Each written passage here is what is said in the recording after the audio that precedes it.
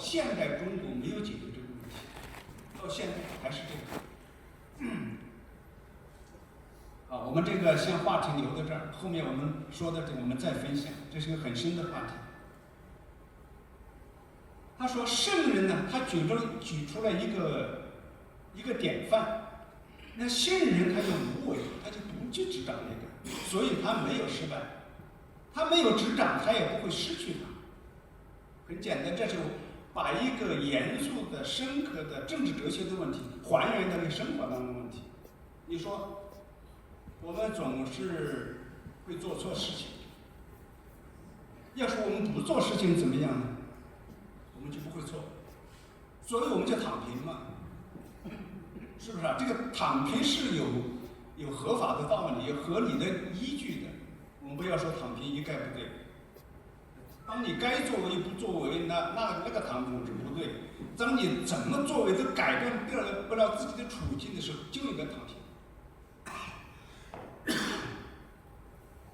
但是老子这个话题还原，就是说还原到生活当中去，就是说我们圣人他无为，他不去做君主，所以他没有失败；他不执掌那个权力，所以他没有失去。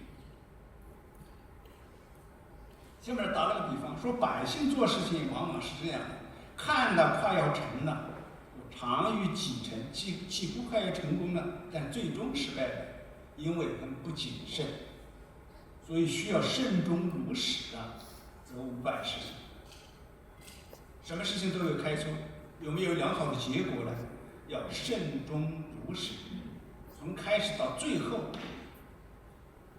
我过去讲过一个生活经验，就是我们有时候摔跤啊，走了一天，我过去有个经历，走了一天的雪地，没有摔一跤。这个走到家门口，一个人正在说“我到家了”，结果他就在家门口摔了一身的泥巴。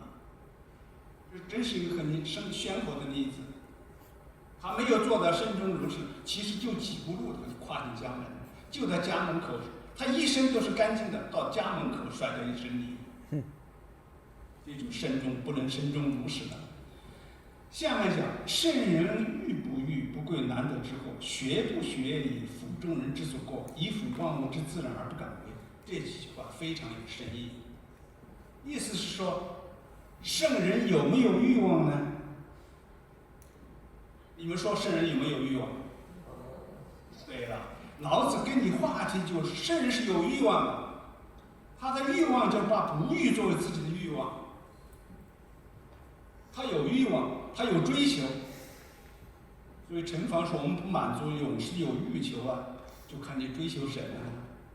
追求精神境界，追求知识，追求良知，这永远是对的，你永远就不应该满足。圣人是欲不欲，把不欲做自己的欲望，所以他不贵不尊贵，不把那些难得之货看得贵重。什么是难得之货？金银财宝、权柄，这都是难得之货。学不学，辅众人之所过。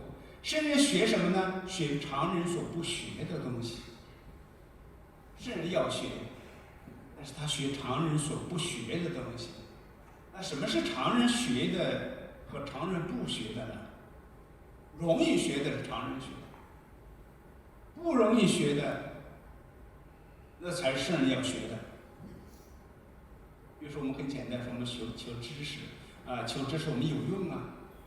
对那个无用之用的东西，我们常人一般不去学，但是圣人恰恰是要学这个无用之用，以辅众人之所过，以纠偏补救众人所容易犯的那种过错。所以圣人没有过错。下面这句话，以辅万物之自然而不敢为，这句话最有深意，但说的也很直白。它是在一个生活层面上讲的，它不是在一个政治哲学角度上讲的。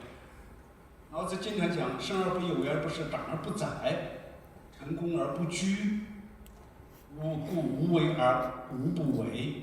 无为而无不为，这个的本意是都是讲政治哲学上的。最高的领导，君主啊，领导人也罢，你要做的事情，就是要做无为的事情，把有为的事让别人去做。你只是在最关键的时候才需要你的人才出一把手，这是政治哲学。但是老子在这里是说，从日常生活当中去说，夫万物之自然而不敢为。但这句话是对无为而无不为的这个观念做了最恰当的阐释，这是最恰当一个阐释。什么叫无为而无不为？用这一句话可以解释清楚了。辅助万物之自然，万物之自然是什么？自然本身有所作为的。自然，这无论是自然物或者人，老子一般讲的自然不光仅接自然物，大多是指的人的问题。说人都是要